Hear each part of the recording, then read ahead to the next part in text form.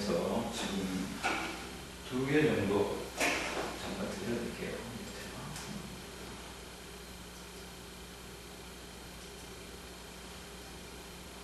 総裁会議、政油機関、世界経済、金融市場、経済成長。 좀 빠르긴 한데 알아들으셨어요? 네. もう一度プレイします。総裁会議、総裁会議、総裁会議、政油機関、政府機関、政油 비슷하게 좀 들리긴 하지만요. 総裁会議、政油機関、世界経済、世界経済、金融市場、金融市場、経済成長。 経済成長. 이게 이제 한 학생 거였고 또 다른 학생 하나 더 있습니다. 首脳会議 앞으로 천천히. 輸出産業企業業績日本経済美白効果 혹시 2개 중에 본인 거 있어요? 네, 다시 한번요. 首脳会議首脳会議、輸出産業輸出産業、企業業績企業業績、日本経済日本経済、美白効果 美白効果. 그 이제 수강하는 학생은 이 6주차 그 과제가 뭔지는 알겠지만 그 두 학생은 지금 그 단어가 각각 5개씩 녹음이 되어 있었는데요. 그 공통점 뭔지 아시겠어요? 난사, 복합명사. 예. 그 한자로 표기한다면 두자 합쳐져서 4자의 복합명사요. 복합명사이고 악센트의 공통점은 뭡니까? 이 단어의 맨 앞에 악이 악센트가 네. 뒤에 오는 명사의 첫 번째 소리, 예, 거기에 악센트에 이제 핵이 있는 거였었죠. 그 복합명사는 다 그렇게 됩니까? 아니요, 아니고요. 어떻게 쓰는 거였어요? 아닌 것도 있고 그런 것도 있고. 제가 교수님 책을 사서 봤었는데 네. 거기에 몇 가지가 있었는데 제가 기억나는 걸 하나밖에 없습니다. 그 복합명사 악센트에 대해서 들은 이야기, 설명 같은 게 있어요? 없어요. 首脳会議輸出産業企業業績日本経済美白効果 좀 적어볼게요. 슈노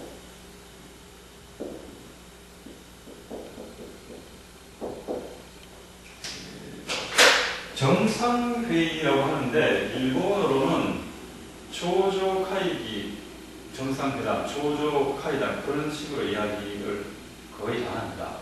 정상회의, 한 국가의 그 최고 지도자끼리 이제 만나는 회담을 정상이라고는 안 하고 이제 순회라는 한자를 써서 슈노카이기 혹은 이제 슈노카이담이라고 표현을 하죠. 이제 단적으로는 슈노 평판형 해방하다니까 카이 두고요 아타마라가 됐어. 근데 이게 이제 2개 합쳐졌을 때 아까 남학생이 말씀하신 것처럼 뒤에 오는 여기까지가 이제 하나의 명사, 두 번째 명사인데 첫 번째 소리 여기에 이제 악센트 핵이 넣어줍니다. 이런 식으로.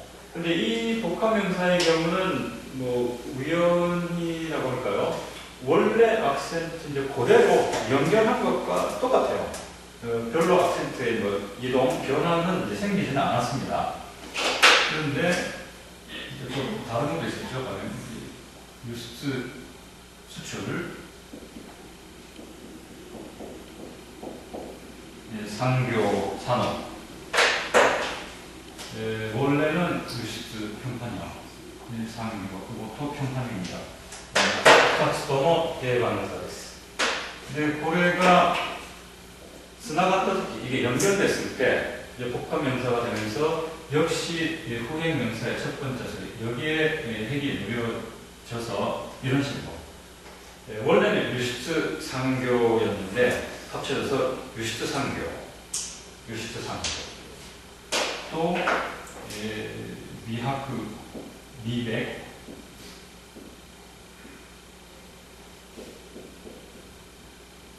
효과, 미하크, 후오카. 앞에 거는 이제 평판형이고, 뒤에 거는 이제 도어형.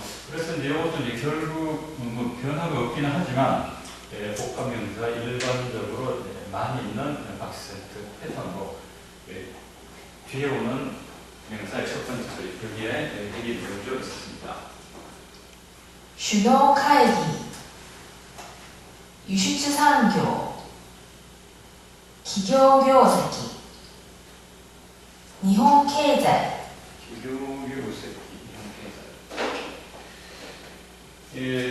기업, 이거는 원래 악센트가 어떻게 돼요? 기업. 기교. 무슨 의미예요? 아타마나카 기교. 법적은요? 묘세기.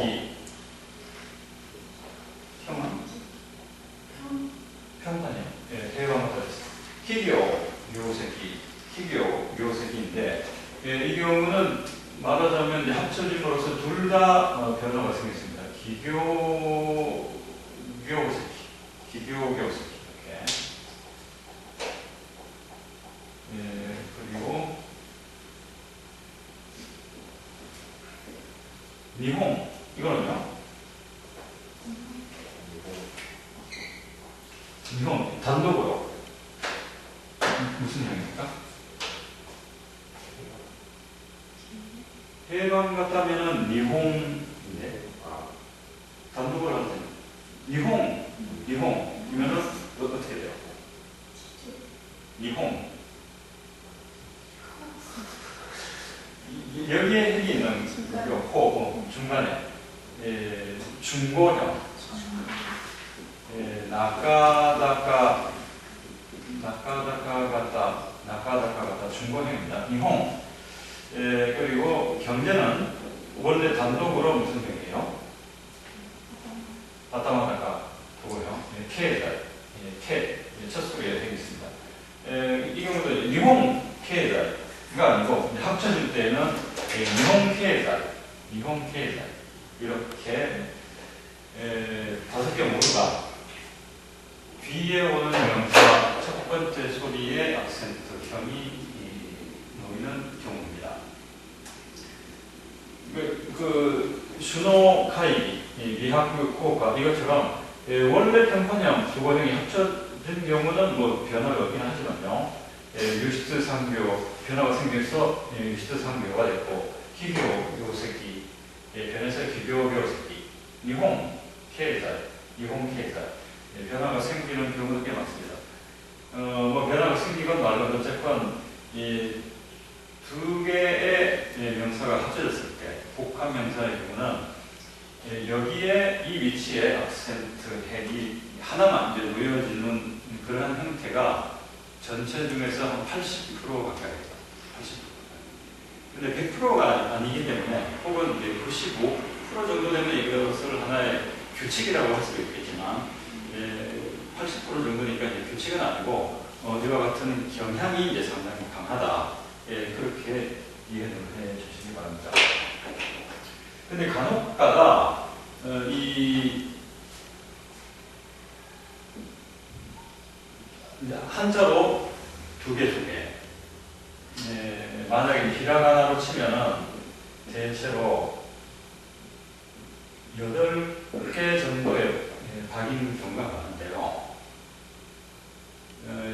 여기에 이제 핵이 놓여지는 경우가 80% 정도이고 이제 아닌 경우도 있는데 가끔가다 이제 두 가지 악센트형이 있는 경우도 있어요. 복합명사의 경우. 복합명사뿐만이 아니고 단독 명사인 경우에도 악센트형이라는 것이 반드시 하나만 있는 것은 아닙니다. 어떠한 가령 니홍, 저것은 이제 단독으로 항상 니홍이에요. 니홍 그런 식으로는 안 합니다. 그렇지만 예를 들어서 이거 어떻게 발음하세요? 리즘. 세 번 다 리즘이에요. 리즘가 맞아요. 소리가 다다시 두고 아사마다가 리즘인데 최근에는 리즘이라는 식으로 발음을 해요. 그리고 이것도 맞고 이것도 맞고 둘 다 맞습니다. 다만 리즘, 중문형 악센트는 없지만요. 뭐 예를 들어서 두 가지 있는 경우가 있고, 뭐 특수한 경우는 이제 세 가지 악센트가 있는 경우도 있긴 하지만,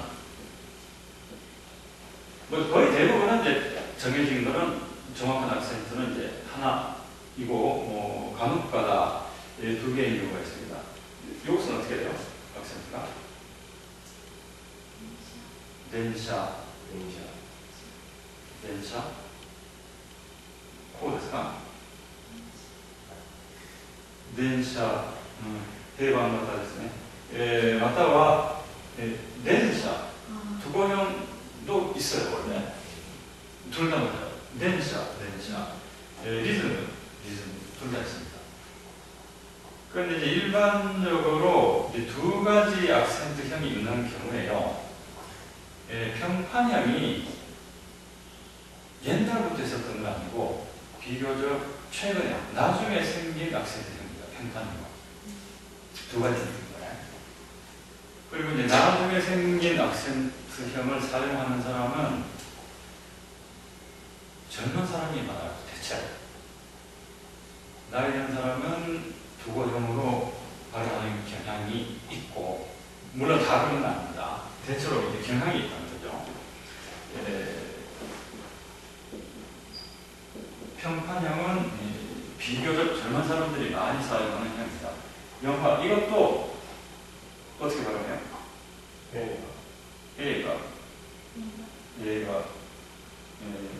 젊은 사람이 이걸 많이 한다고 하니까 이왕이면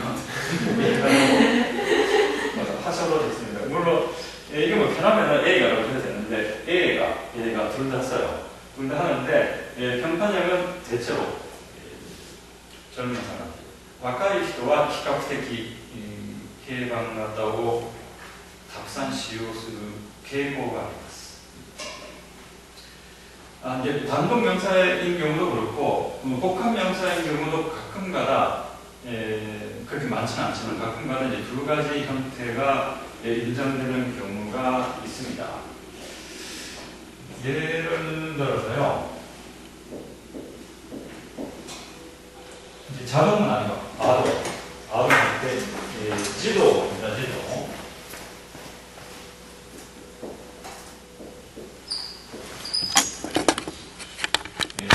虐待なんですか、意味は。학대. 악센트와虐待定番型です。児童虐待 아동 학대. 두고형이고 원래 단독을 했을 때요. 두고형, 평판형,児童 虐待. 이게 합쳐졌을 때요. 합쳐졌을 때 요거 그대로児童 虐待 해도 맞고 그렇게 발음하는 사람도 있고 아니면 이렇게 그 복합명사의 하나의 그 패턴이라고 할 수 있는 80% 정도의 복합명사가 취하는 악센트형 뒤에 오는 명사의 첫 번째 소리 여기에 힘을 두고 지도虐待이렇게 합니다. 둘 다 맞아요. 혹은 그 경제 분야에서 규제 완화라는 게 있죠.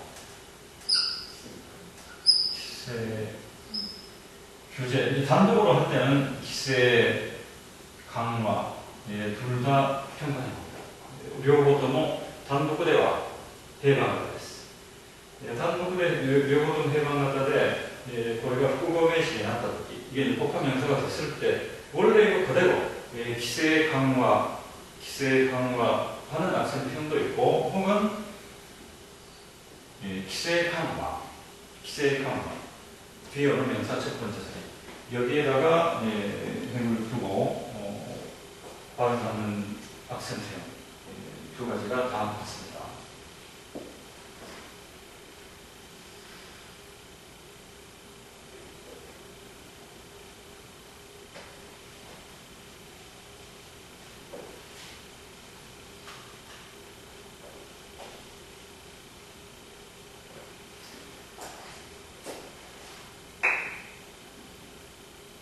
그리고 이제 지금까지 이제 설명한 거는 두 개의 명사가 각각 독립해서 사용할 수 있는, 단독으로도 사용할 수 있는 명사가 두 개 합쳐진 경우였어요. 근데 그러한 그 단어의 이제 조합이 있는가 하면,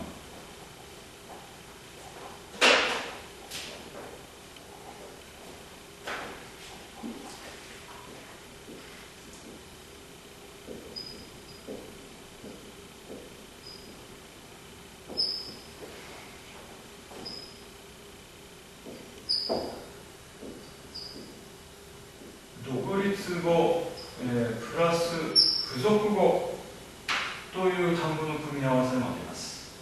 독립어하고 저것들은 이제 둘 다 독립어인데, 독립어와 이제 부속어의 단어 조합이 있습니다.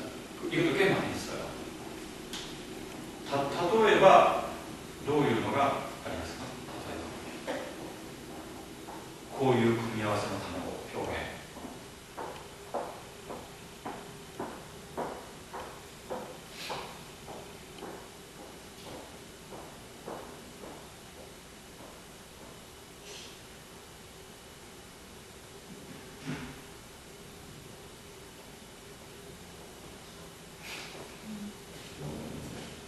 바로 이제 카이기의 독립어죠. 회의. 카이기에다가 회의장, 시트를 붙여도 되고, 회의장, 요것은 부속어이기 때문에 단독으로는 쓰이지 않죠. 나니나니조라고는 쓰이지만, 조니 이키마쇼라고는 그렇게는 안 하죠. 이러한 단어를, 이러한 그 기능을 하는 표현은 이제 부속국어라고 하는데, 이 카이기라고 하는 독립어 다음에 부속어가 붙었습니다. 카이기조, 방금 이야기한 것처럼 카이에다가 시트, 회의실, 이것도 이러한 단어 조합입니다. 이거 단독으로 시트가 오키 그런 식으로 표현 안 하죠. 혹은 상교 라는 독립어 다음에 카이, 이 개를 붙여서 상교까지, 산업계, 그러한 조합도 있죠. 또는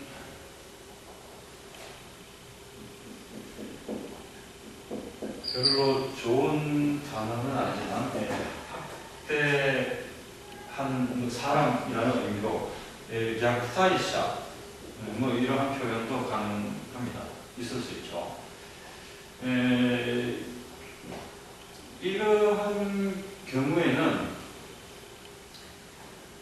앞에서 이야기한 것처럼 그 복합명사인 경우에 후행명사의 첫소리에 각이 놓이는 경우가 상당히 많다. 그런 경향이 강하다. 전체 중에서 한 80%가 그런 악센팅이 된다고 이렇게 했습니다. 80% 정도이기 때문에 이제 규칙은 아닌데요. 독립어 플러스 부속어의 경우는 거의 규칙이 있어요. 둘 중에 하나입니다. 가이기조 평판입니다. 가이기스트, 이것은 중고형이고요. 상교가, 이것도 중고형. 약타이샤, 이것도 중고형입니다. 전체가 평판형이거나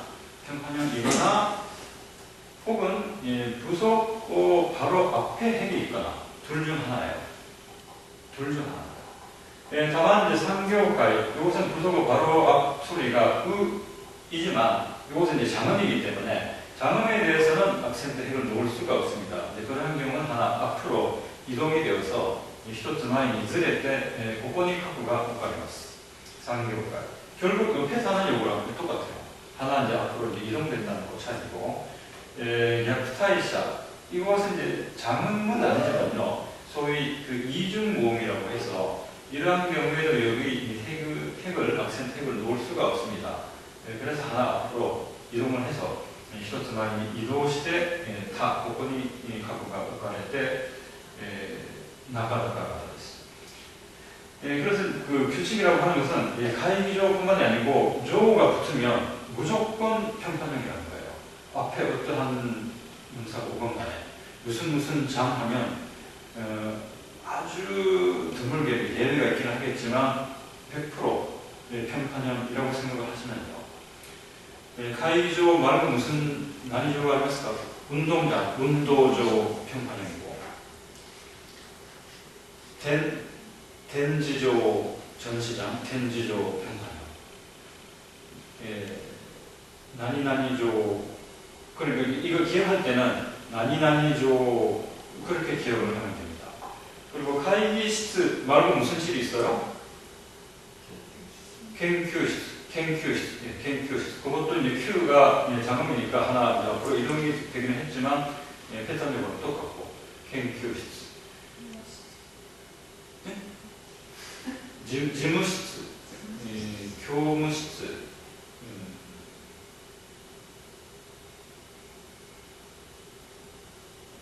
멘카이室, 연애실입니다. 멘카이室, 온각室, 그건 그쪽으로 그렇고, 나니나니카이,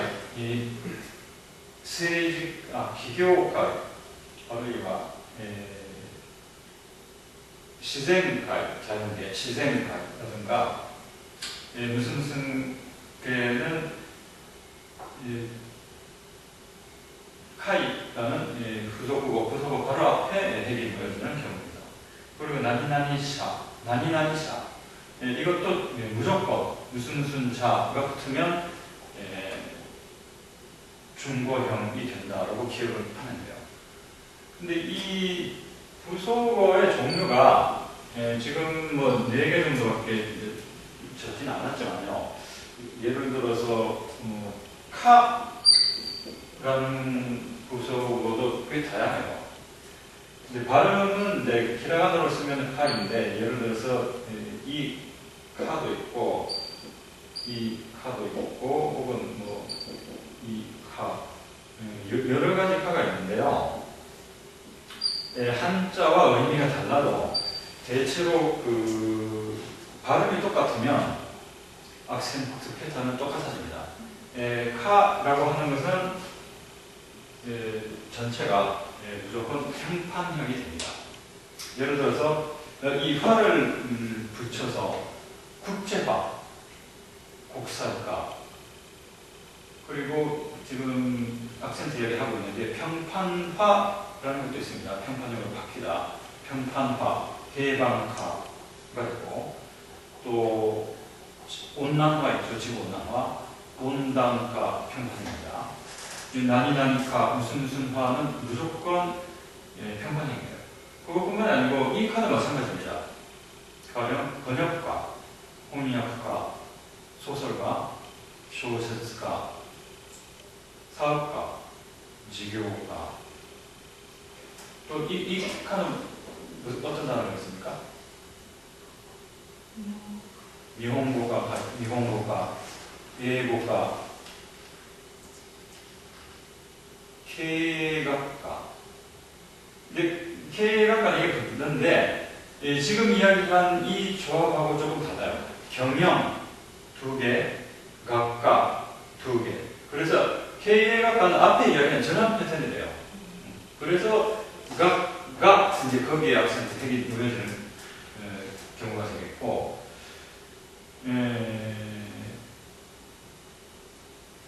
영업과,営業과, 인사과, 진지과 그러한 식으로 나니나니카 한자는 각각 다르고 의미도 다르지만은 카라는 부속어가 뒤에 붙으면 그 단어는 무조건 평판형이 됩니다.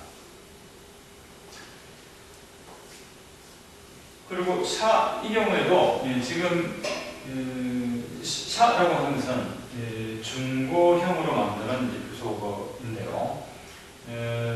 뭐를 하는 샤, 사람의 샤 이것뿐만이 아니고 이 샤도 있죠. 그래서 나니나니 샤, 신문사라든가 신문샤 그런 경우도 역시 악센트형은 똑같고요. 혹은 무슨 차, 고급차, 고큐샤, 수입차, 윤용샤 그런 것처럼 다른 한자에 다른 부속어가 붙더라도 샤라고 하는 것은 중고형으로 만드는 부속어가 되겠습니다.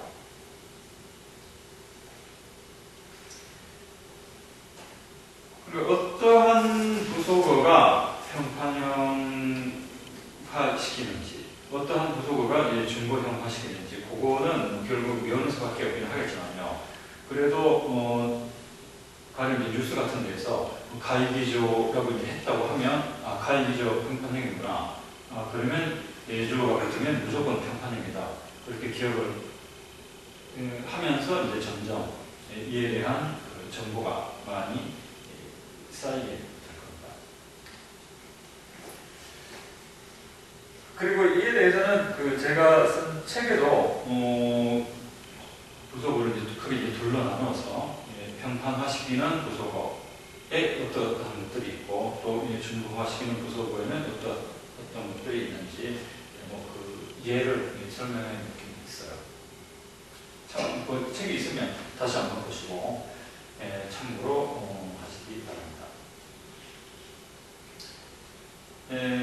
또 도리아이즈 후보메시 복합명사에 관한 악센트 형, 패턴에 대해서 잠시 설명드렸고 그리고 복합명사는 조금 다른데요. 독립어하고 부속어, 노크리스고 또 부속어고 토끼노 악센트에ついて説明をしました。ここまでで何か質問ありますか？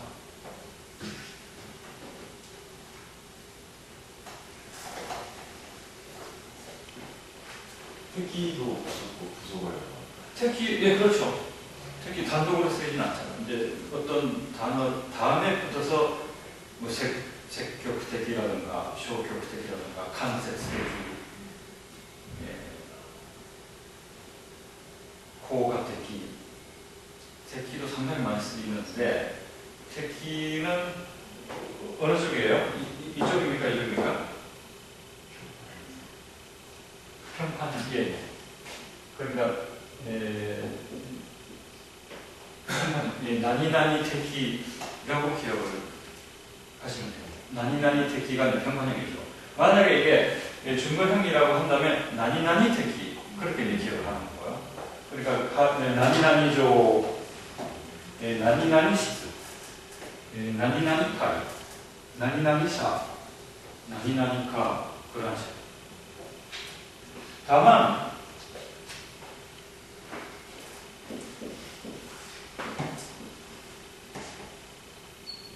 그리고 이제 택기의 경우는요,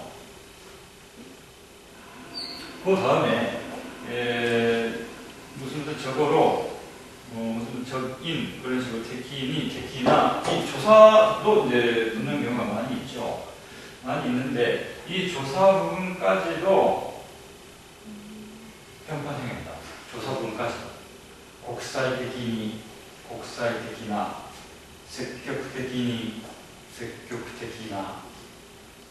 그런데 이것은 이제 이론적으로 알고는 있는데 이해는 했지만 실제로 그렇게 발음하는 것은 결코 쉽진 않습니다. 왜냐하면 국사적이니 첫 소리 하나만 맞고 그 다음 계속 높은 소리가 하나, 둘, 셋, 넷, 다섯, 여섯 개나 계속 이어지잖아요. 이렇게 높은 소리를 계속 유지한다는 게 원래 사람한테는 그다지 쉬운 게 아닙니다. 일본 사람은 이제 어렸을 때부터 이게 때부터 일본에서 태어나서 이러한 악센트를 이제 많이 듣고 많이 이제 말해왔기 때문에 별로 불편함이 없는데요. 외국 사람한테는 한국 사람을 포함해서 서양 사람도 이러한 악센트형을 발음하기는 상당히 어렵습니다. 그리고 서양 사람이 말을 할 때 가령 도쿄, 오사카, 요코하마 그렇게 평판형으로 잘 해요. 평판형이라는 게 영어에는 거의 없어요. 그런 악센트는. 그러니까 외국 사람 이야기할 때 도쿄 아니면 오사카, 요코하마 그런 식으로 많이 하는데 뒤에서 두 번째 소리에 핵을 두는 경향이 상당히 강해요. 서양 사람도 그렇고 우리나라 사람도 그렇고요. 그러니까 이해를 했더라도 국사의 tech니 혹은積極的 그런 식으로 발음을 잘못해버리는 경우가 상당히 많지만 연습을 해서 그렇게 되지 않게끔 국사의 techに, 국사의的나 끝까지 이 높은 소리를 유지하기 위한 연습이 역시 필요합니다. 많이 듣기도 해야 되지만 이것은 많이 소리 내서 또박또박 크게 소리 내서 연습을 하면서 몸에 익히는 수밖에 없습니다.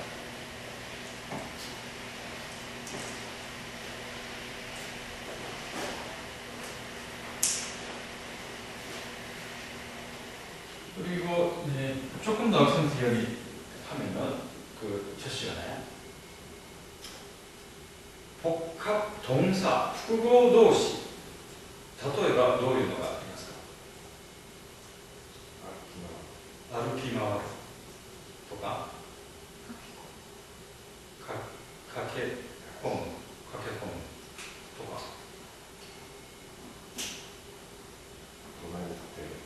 土台に立てる、走り出す、いろいろな複合動詞があります。じゃあ、複合動詞の名詞形どういうのがありますか？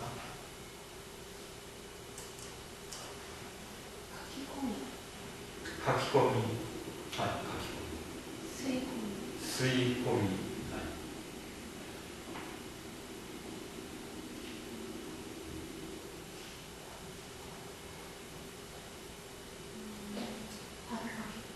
食べかけ、それも複合動詞の名詞形です。복합동사는 그 길이가 다양합니다. 이제 짧게는 한 4박 정도가 있고, 5박도 있고, 길게는 6박 복합동사도 있습니다. 이제 길이도 좀 다양하고, 악센트형이 하나는 아닙니다. 이제 몇 가지 형으로 이제 나눠지긴 하는데요.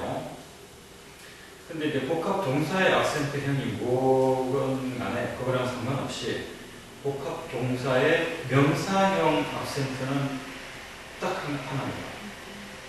딱 하나.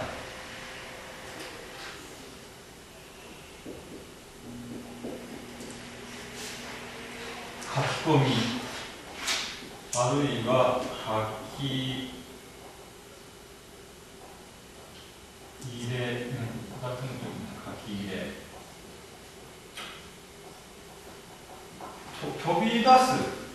도비다스인데요. 그 명사형은 도비다시 이렇게 되고 아까 다베카케르인데 명사형이 되면 다베카케 통사형.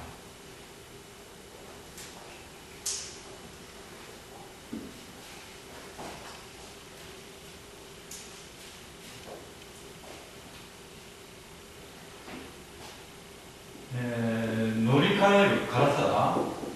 노리카에르 근데 명사형은 이제 노리카에 역시 평판입니다.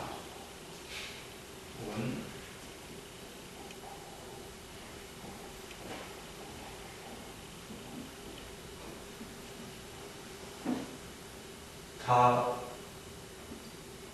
다베스기르 그런 복합동사가 있는데 다베스기さっき吸い込み 스이코무, 복합 동사에서는 코에 악센트 핵이 있지만 명사형이 되면은 스이코미 역시 평판형이고 고시카케 고시는 아니구나.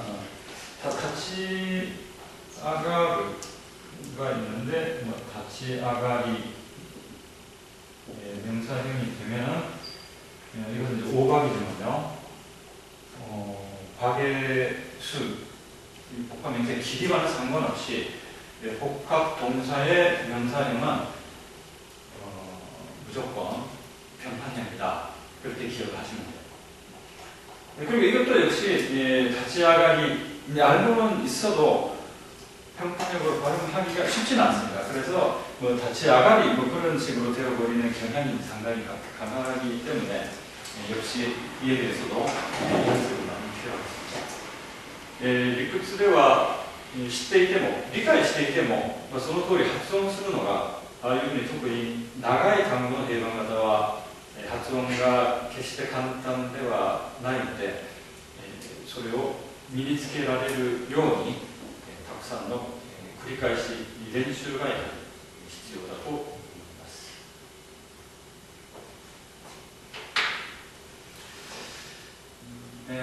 그러면 잠시 쉬었다가 2교시 계속하겠습니다. 그러면 아까 두 분이 질문을 하셨는데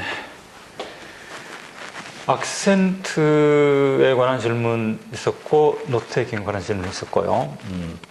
근데 악센트에 대해서 그 질문에 대해서 먼저 답변드리면 솔직히 이야기해서 특별한 무슨 비결, 묘책, 방법 그런 거는 없어요. 그냥 많이 듣고 그리고 이제 관심을 가지고 많이 듣고 그리고 표시를 해놓고 보면서 듣는다든가 이제 그냥 무작정 듣는 것보다는 이제 표시하는 것도 이제 자기가 일단 먼저 표시를 해보고 그 다음에 뭔가 이제 확인을 해서 이제 맞는 악센트형을 표시를 해서 그걸 보면서 듣고 그렇게 많이 반복하는 수밖에 없다고 생각하는데 사실은 일본 사람들도 자기가 올바른 악센트로 이야기는 할 수 있지만요. 어떤 단어를 듣고 이 악센트형이 어떻게 되는지 그거 표시하라 그러면 못하는 사람은 상당히 많아요. 그리고 저도 제가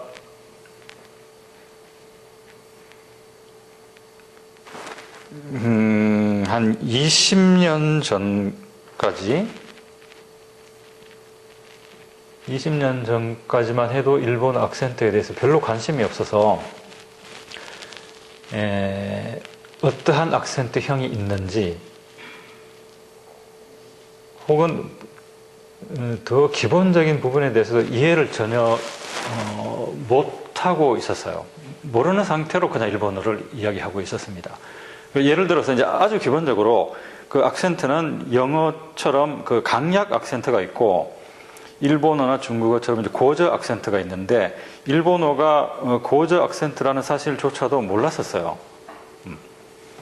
다만 정해진 악센트가 있기는 있나 보다 이제 그 정도로만 어렴풋이 이제 알고 있었고 그러니까 당연히 어떤 단어가 평판형인지 당연히 모르고요. 어떤 단어는 핵이 없는 평판형이고 또 어떤 단어는 핵이 어디에 있고 그런 것도 전혀 몰랐어요. 몰랐는데 악센트에 대해서 관심을 가지고 글도 읽어보고 설명도 듣고 하다가 관심을 가지고 들어보니까 점점 악센트형이 뭔지 청취하고 판단하는 능력이 조금씩 생겼어요. 근데 물론 그게 이제 하루아침에 되는 건 아니고 관심을 갖고 이제 오랫동안 계속 들으면서 알게 된 겁니다. 저 자신도 그래요. 저는 솔직히 말씀드리면 일본어 말하는 거는 교실에서 혹은 학교에서 배운 건 아니에요. 제가 초등학교 한 3학년 올라갈 때쯤 일본에 가서 이제 어렸을 때니까 한 8년 동안 살면서 뭐 자연스럽게 그 일본어 사용 환경 속에서 생활을 하면서 이제 배운 거이기 때문에 교실에서 배우는 것보다는 좀 이제 쉽게 배운 건 사실인데, 그렇지만 악센트에 대해서 이해를 하고 또 이제 악센트 듣고 판단하는 그거는 여러분하고 똑같습니다. 결국은 시간이 조금 걸리기는 했지만 계속 이제 이해를 하고 관심을 갖고 듣다 보니까 알게 됐어요. 그리고 이제 저뿐만이 아니고요. 제가 특히 통역하는 사람한테는 악센트도 이제 중요하다. 정확하게 할 줄 알아야 된다. 그런 생각을 하고 있기 때문에 통번역 대학원 학생들한테도 악센트에 대해서 열심히 지도를 많이 하고 있거든요. 근데 그 학생들도 그 통대 들어오기 전까지는 뭐 악센트가 있는지도 모르고 그 이론에 대해서도 전혀 모르는 상태였는데, 졸업할 때쯤 되면은 듣고 판단하는 능력도 꽤 많이 생겨요. 그리고 물론 많이 연습한 학생들은 상당히 정확하게 발음할 수 있는 그런 능력도 생기게 되고, 그러니까 원래 어려운 거기 때문에 물론 이제 정도 차이는 있겠지만은 나만 뭐 잘 안 된다. 다른 사람들은 다 되는데 나만 안 된다. 그건 아닐 거예요. 그러니까 걱정하지 마시고 길게 생각을 해주시기 바랍니다. 그리고 노트 테이킹, 노트 테이킹についての説明を少しします。あそこに3つ単語を書きましたが、세 개 단어를 썼는데요. 이것은 노트 테이킹에 대해서 누군가가 그 서양 통역 교육하는 이제 전문가가 이제 강의한 내용 중에서 했던 이야기입니다. 세 가지 중요한 요소. 노트 테이킹 할 때 첫 번째, 뭐 순서가 위에서부터 뭐 제일 중요하고 두 번째가 그 다음으로 중요하거든요. 그런 의미는 아니지만 뭐 3대 요소를 정리를 하자면 레이아웃, 키워드, 数字、この3つだというふうにその人は話していました。 일반 사람이 하는 메모, 글자만 가지고 하는 메모, 혹은 그 일반 사람이 아니더라도 이제 신문 기자 같은 사람, 방송국 기자 같은 사람이 요새는 그 노트북으로 그 자리에서 그 입력을 하지만 옛날에는 이제 손으로 썼어요. 근데 기자들이 손으로 쓸 때는 그냥 한글로만 썼습니다, 대부분. 노트 테이킹 같은 건 하지 않았어요.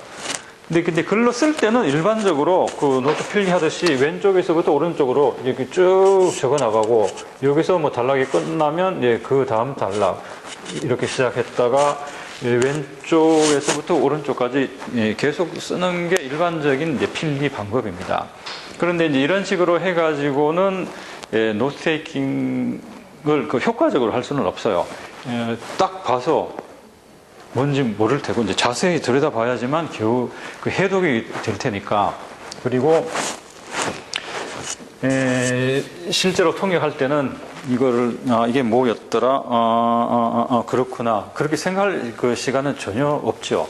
그 연사의 이야기가 끝나면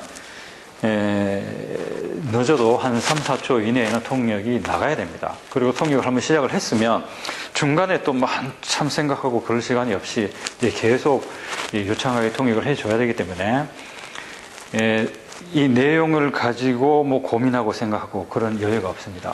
그래서 그걸 이제 빨리 해독, 판독을 하기 위해서는 이 모양 자체가 알아보기 좋게끔 형태를 갖춰야 된다. 이제 그래서 레이아웃 이것이 이제 중요하다라고 이야기를 한 거였습니다.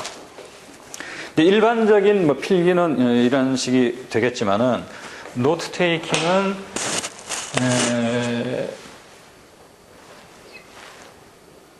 왼쪽 위에서부터 오른쪽 아래로 좌상에서 우하로 대각선 방향으로 받아 적는 게 좋은 형태다. 좋은 레이아웃이다라고 일반적으로 이야기를 합니다. 그리고 옆으로 너무 길어지면 안 되고요. 여기에 한 단어를 쓰고 그 다음에 이걸 그냥 빈칸으로 남겨두는 거예요. 그 다음에 이제 대체로 또 여기에다가 뭔가를 쓰고 이런 식으로. 물론 이제 항상 뭐 깔끔하게 그 대각선이 되는 것은 아니지만은 대체로 이와 같은 형태를 모양을 갖추는 것이 좋다라고 이야기를 합니다. 그리고 이제 모든 것을 다 받아 적을 수는 없어요. 글이 아니라 만약에 기호 같은 것을 이제 활용을 한다고 해도 말하는 속도를 필기가 이제 따라갈 수는 없기 때문에 그래서 두 번째로 여기 적어 놓은 것이 키워드, 핵심 단어입니다. 이야기 중에서 뭐가 핵심적인 단어인지 그것은 누가 가르쳐 주는 것이 아니기 때문에 이제 통역하는 사람이 스스로 판단할 수밖에 없습니다. 지금 이 이야기 중에서는 이 부분이 키워드이구나 라고 이제 판단을 하고 이제 그것을 이제 위주로 받아 적는 거죠. 근데 문장이 아니기 때문에 가령 한 5개 단어라고 한다면 이걸 계속 왼쪽에서부터 오른쪽까지 붙여 쓸 필요도 없는 거고 이제 키워드만 그 중에서 골라서 노테이킹을 하는 거기 때문에 그래서 이와 같은 형태가 이제 가능해지는 거죠. 문장이 아니기 때문에. 그 다음에 세 번째로 이제 꼽았던 것이 이제 숫자입니다. 노트테이킹은 어디까지나 보조적인 수단입니다. 통역을 할 때, 순차 통역을 할 때. 노트테이킹만 가지고 모든 게 해결되는 것은 아닙니다. 어제 혹시 무슨 드라마 본 거 있어요? 아니면 최근에 본 뭐 영화? 설국열차 보셨어요? 관상 보셨어요? 근데 그거를 그 줄거리를 이야기해 달라 그러면 이야기할 수 있죠. 몇 개월 후에는 모르겠지만 적어도 어제 내가 뭐 재밌는 영화를 봤다, 드라마를 봤다. 누가 이제 물어봤을 때, 나 못 봤는데 뭐 어떻게 됐어? 물어보면 보통 이야기해 주거든요. 근데 그걸 이야기해 줄 수 있는 이유가 뭐예요? 한두 마디도 아니고 드라마라고 하더라도 한 60분 정도 되는데 흐름을 기억하고 있기 때문에 흐름을 기억할 수 있는 이유는 뭐예요?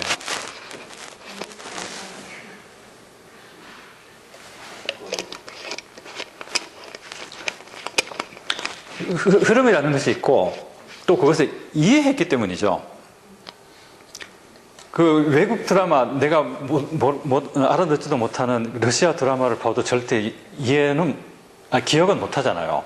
이 화면은 봤더라도 기억은 못 합니다. 절대 이야기해 줄 수는 없어요. 흐름이 있고 이해를 하면은 그 기억이 오래 갑니다. 그런데 이제 통역을 할 때 첫 번째로 중요한 것은 받아 적는 게 아니고 연사가 한 이야기를 이해하는 거예요. 이해하는 거. 이해를 정확히 하면은, 제대로 이해하면은 상당히 정확하게 혹은 상당히 많은 부분을 기억을 할 수가 있습니다.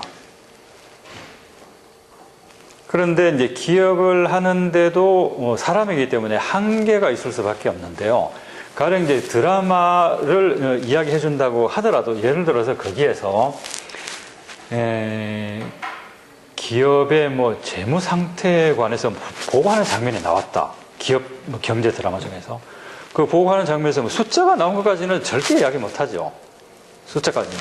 근데 기억하는 데 한계가 있는데 특히 어려운 부분이 숫자입니다. 숫자는 이게 뭐 이해하고 뭐 그런 대상이 아니기 때문에 그래서 키워드를 핵심 단어를 이제 받아 적는다고 하더라도 그러한 핵심 단어 이외에 숫자 이 부분은 반드시 되도록이면 그 효과적으로 신속하게 정확하게 받아 적어야만 정확한 통역이 될 수가 있습니다. 그리고 그 통역 교육을 하는 기관에서는 교육 결과에 대해서 어느 시점에 가서 이제 꼭 평가를 하게 되어 있습니다. 여기도 마찬가지죠. 여러분도 마찬가지잖아요.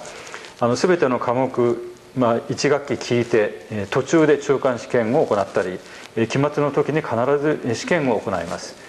試験でなくても何かレポートみたいなものを提出して、その能力がどれだけ向上したか、それを評価するというプロセスが必ずあります. 네, 통역에 대해서도 시험이라는 것을 치는데요. 교육기관에서는 통역 시험의 그 문제를 이제 흔히 텍스트라고 이야기를 많이 하는데 그 텍스트에는 적당한 숫자가 들어가 있는 것이 좋다라고 합니다. 출제할 때 숫자가 어느 정도 있는 텍스트가 좋다. 너무 많아도 어렵지만은 숫자가 너무 전혀 없는 것보다는 이제 어느 정도 숫자가 있는 게 좋다. 그래서 이제 원래 텍스트에는 숫자가 없지만은 출제를 하기 위해서는 거기에다가 적당히 인위적으로 숫자를 집어넣는 출제자도 있어요. 저도 그렇게 여러 번 많이 해봤습니다. 그 이유는 표현에 대해서는 정답이 있다 없다 말하기가 어렵습니다. 이렇게 표현할 수도 있고 저렇게 표현할 수가 있어요. 우리말로 한 문장 이렇게 이야기를 했을 때 지금 제가 하고 있는 이야기를 일본어로 옮길 때 하나만이 절대 정답이 아니거든요. 물론 보다 나은 통역, 그에 비해서 그다지 뭐 적절하지 않은 통역, 그것은 있지만 딱 정답, 동그라미, 오답, X표 그렇게 간단하게 구분할 수는 없습니다. 그런데 이제 적어도 숫자에 대해서는 정확하게 통역을 했는지 틀리게 통역했는지 분명하게 판단을 할 수가 있어요. 그래서 그 통역하는 사람의 통역자의 혹은 그 통역사가 되고자 하는 학생의 정확도를 측정하기 위한 하나의 가장 그 쉬운 방법이 숫자예요. 이제 그만큼 숫자는 이제 통역에서 이제 중요한 것이기 때문에 노트 테이킹을 할 때도 숫자는 기억을 못하니까 되도록 빨리 정확하게 받아 적는 게 좋다라고 이야기를 많이 하고 있어요. 그런데 이제 숫자가 노트 테이킹에 있어서 이제 중요하다라는 것을 이해는 했지만 이해했다고 해서 그 숫자 부분을 정확하게 통역할 수 있는 것도 아닙니다. 역시 이것도 이해하는 거하고 실천하는 거하고 다르니까. 숫자 부분 통역이 어렵다라고 이야기하는 학생들이 상당히 많습니다. 그 통대 학생 중에서도 많이 있고요. 또 졸업한 후에 실전에서 통역하는 사람, 이제 졸업을 했으니까 이제 프로 통역사인데 직업으로서 이제 통역을 하는 사람인데도 역시 숫자를 정확하게 한다는 것은 어렵다. 그렇게 이야기하는 사람이 상당히 많습니다. 근데 그 이유가 몇 가지가 있는데 숫자를 연사가 이야기했으면 되도록이면 최대한 빨리 신속하게 받아 적는 게 중요합니다. 숫자 부분이 아닌 이야기에 대해서는 이제 어느 정도 시차를 두고 뭐 2, 3초라든가 어떤 경우는 한 5초 정도 시차를 두고 이해를 하고 이제 어느 정도 정리해서 노트테이킹을 할 수도 있는데 숫자는 그렇게 해가지고는 정확하게 할 수가 없어요. 듣자마자 빨리 받아 적지 않으면 이 받아 적는 단계에서 이미 틀릴 수가 있습니다. 그리고 제대로 받아 적었더라도 통역할 때 아무래도 긴장을 하니까 뭐 잘못 보고 잘못 볼 수도 있는 거고 또 제대로 봤지만 발음이 잘못되는 경우 뭐 여러 가지 이유가 있어서 숫자 부분이 정확하지 않은 어려운 부분입니다. 그리고 그 숫자 관련해서 그 몇 가지 그 오역의 패턴이라는 게 있는데요. 예를 들어서 그 중에 하나가 1975인데 1795 뒤바뀌는 경우 이러한 그 숫자 오역이 상당히 많아요. 숫자 자체가 뒤바뀌는 경우 혹은 이것도 결국 뒤바뀐다면 뒤바뀌는 건데 가령 이제 1070인데 1700처럼 오역을 해버리는 경우도 꽤 많이 있어요. 혹은 가령 이제 790을 79와 같이 동그라미를 하나 빼먹거나 아니면은 790을 뭐 7900처럼 동그라미를 하나 더 추가해서 그 단위 자체가 틀리는 경우도 꽤 많이 있고요. 혹은 이제 숫자 다음에 뭔가 그 단위라든가 그러한 것이 이제 꼭 붙는데 예를 들어서 나는 학교 교주 N이라고 한 거를 우리말로 통역할 때 우리말이기 때문에 791처럼 잘못 이야기해버리는 경우 그런 것도 꽤 많이 있습니다. 그리고 이상이 그 강의에서 했었던 세 가지 중요한 요소인데요. 여기에 저는 이제 개인적으로 한 가지, 내지는 두 가지를 추가를 하고 싶습니다.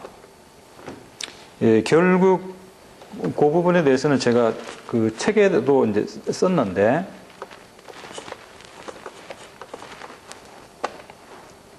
그중 하나가 이제 세트독시이고,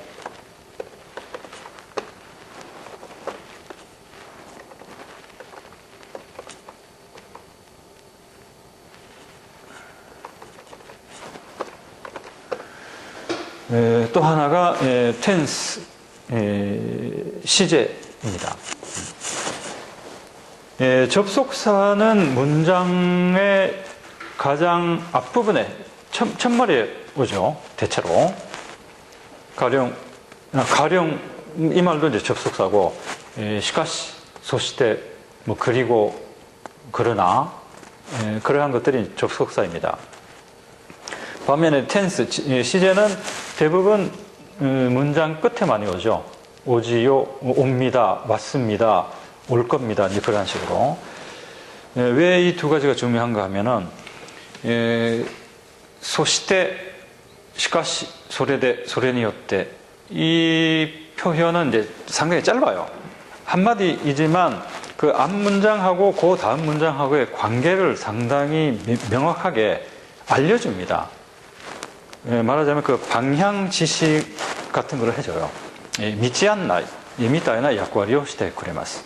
それで接続詞をうまく理解して使えば 통역하는 사람 자신이 본인 스스로가 이 연결이 어떻게 되는지 잘 정리가 됩니다.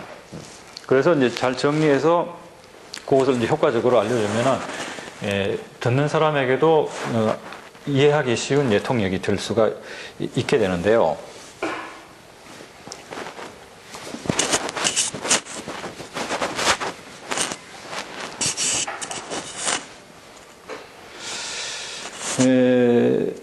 두 여학생은 혹시 야구 좋아하세요? 야구나 아니면 축구 같은 스포츠. 그러면 영화 이야기를 해볼게요.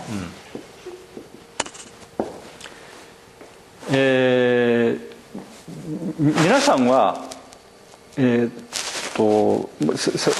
설국열차, 雪国列車と言えそうですが、という映画を見ました。본 걸로 칠게요. 見ました。 요거는 이제 보다라는 동작을 뭐 한자로 이게 획수가 그렇게 많지 않으니까 노트테이킹에 이제 한자를 쓸 수도 있습니다. 여러분은 이제 봤습니다. 요것은 이제 제가 개인적으로 사용하는 시제를 나타내는 기호예요. 요것은 이제 과거를 의미합니다. 과거. 이게 이제 과거이기 때문에 이렇게 하면은 미래입니다. 볼 예정입니다. 볼 계획입니다. 볼 생각입니다. 그렇지만은 볼 예정입니다. 계획입니다. 생각입니다. 뭐 볼 겁니다. 보려고 해요. 그거를 일일이 다 구분하진 않아요. 이렇게 받아 적어 놓고 어떻게 표현할 건지는 그 장면에서 문맥에 따라서 흐름에 맞추어서 제가 생각해서 이제 골라서 표현을 하는 거예요. 통역할 때. 그리고 이제 대표적으로 뭐 또 하나 한다면 요것은 이제 말하자면 현재 진행형 보고 있습니다. 보는 중입니다. 라든가 다시 이걸로 돌아와서요. その映画を見ました. 봤습니다.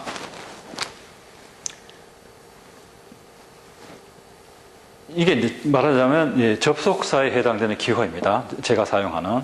이것은 소위 준세츠의接続詞 순접의 접속사의 기호입니다. 제가 사용하는. 순접의 접속사라고 하는 것은 앞에 있었던 일과 뒤에 오는 일이 그 자연스럽게 연결되는 경우, 자연스럽게 그 예상되는 경우, 그래서 따라서 그러한 접속사입니다. 대체로. 従ってそれでもうそのため 그러한 의미. 見ました。それで私も見ようと思います. 그래서 모든 사람이 여러 사람이 봤다. 재미있나 보다. 그래서 이제 나도 보려고 한다. 이제 그래서라는 의미의 접속사입니다. 그래서 이것이 있으면요. 또 하나 이야기할게요. 요게 이제 순접의 접속사이고 화살표를 이제 거꾸로 했을 때는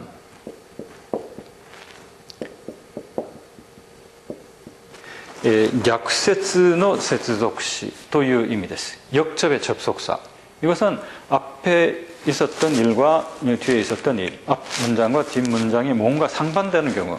그래서 실제로 어떤 접속사가 있는가 하면 그 역접의 접속사 중에는 우리말로는 뭐 그렇지만, 하지만, 그러나 대표적인 그런 것들이에요. 조금 더 강하게는 접속사는 아니고 이제 접속 표현인데 그럼에도 불구하고 라든가 일본어로 하자면 시카시, 데스가, けれども にもかかわらず 그러한 것들이 역접의 접속사 내지는 접속 표현입니다. 여러분들을 봤습니다. 하지만 僕は しかし あまり見たいとは思いません. 역접이니까 그러한 말이 올 수가 있죠.